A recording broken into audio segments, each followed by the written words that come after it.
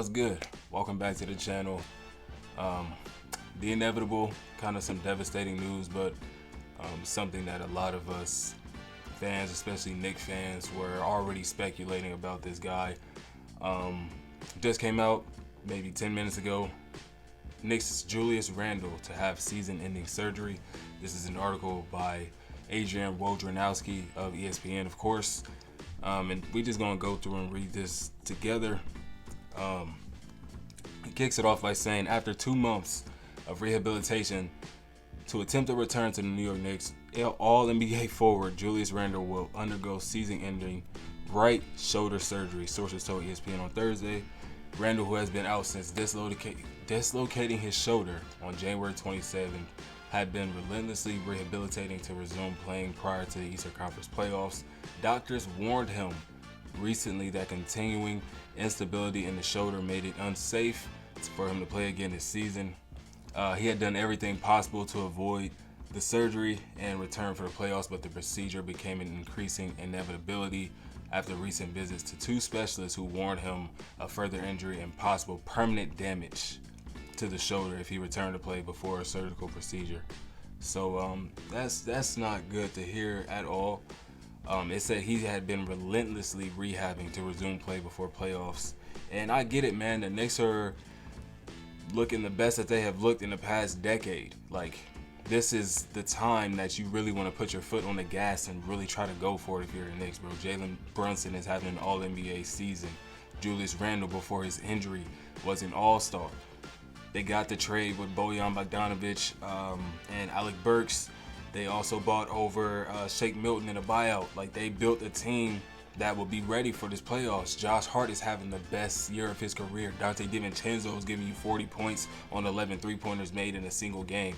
Like, the Knicks have been looking very, very, very good with and without Julius Randle. OG Anunoby, that's the first trade that they did this year. I didn't even mention that one, simply because he's been out as well. I'm not sure if he's returned or not because I don't really watch Knicks basketball, but I haven't heard anything about OG, so I'm going to say he hasn't yet returned either. But I could be just talking. I don't know. Anyways, Julius Randle. His surgery is expected to allow for a full recovery and return around the start of next season. Undergoing the surgery soon gives him the recovery time necessary to target that timeline. Like I said, like I just said, we'll just stating that as well. This is a significant blow to a Knicks team that has shown promise of making a postseason run. They are 44-31 on the year and was 12-2 with Randle and OG in a lineup together. Had the league's #1 defense during those 14 games. I don't know if y'all remember, but they literally set the league on fire. I think it was 8 or 9 straight wins that they had within that 14 game span. It looked very, very good. They have largely played the past 2 months without Anunoby and Randle, but are 5th in the East and only 1 game out of the 3rd seed. So like I said, they have been looking very good with and without Julius Randle in the lineup. Randle's recovery and return next season, along with the re-signing of Anunoby, can make the Knicks one of the favorites in the Eastern Conference. Randle, who earned his 3rd All-Star selection this season, was averaging 24 points on 47% shooting, 9.2 rebounds, and 5 assists per game. At one point this season, he had 19 consecutive games with 20 points or more, the longest streak of his career. So, being a 29-year-old player, he had played in all the Knicks' 46 games before getting hurt against the Heat. He has twice been voted a second-team All-NBA performer with the Knicks, last year and a couple years prior. He had off-season ankle surgery in the summer of 2023 after playing through an injury to compete in the late season of playoffs for the New York. So, yeah, essentially the same thing happened last year where he had to have surgery to end his season. Although he did play through it into the playoffs, we saw that Julius Randle was not the same player. We don't want that same thing to happen this postseason. They've been looking all right. They will be cool with Randle taking a break. If they can put this together again next year, they will be perfectly fine with Julius Randle sitting out this postseason. Although they're not going to win. They have a chance. I'm not going to say they're not going to win. They definitely have a chance to get to the finals and win. Everything has to go perfectly, though. Everything has to go perfectly. They can't play against Boston Celtics in the 2nd round. They got to get that matchup with the Cavs for sure.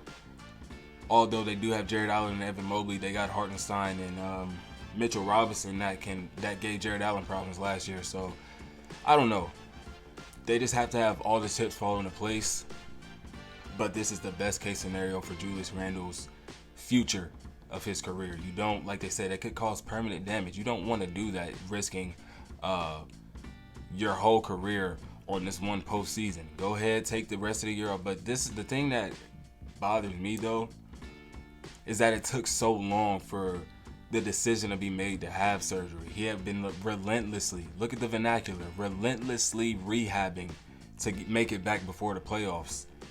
That don't sound good. Initially, it was a dislocated shoulder. Dislocated shoulders, I got a couple family members that can just pop them back in. Sometimes you do have to go to the hospital and they got to, adjust it for you.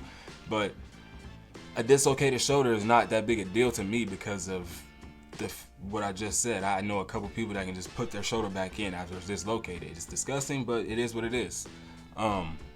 But I didn't think that would be that big a deal with Julius Randle. I didn't see the injury, so I'm not knowing how bad it was dislocated or whatever. But at the same time, the fact it took nearly 3 months for them to come to the decision or 2.5 months on the decision whether or not he needs to have surgery is really worrisome. But I'm glad that decision was made and that they get it taken care of as soon as possible, because they said he can return by the start of next season, which is exactly what they will need.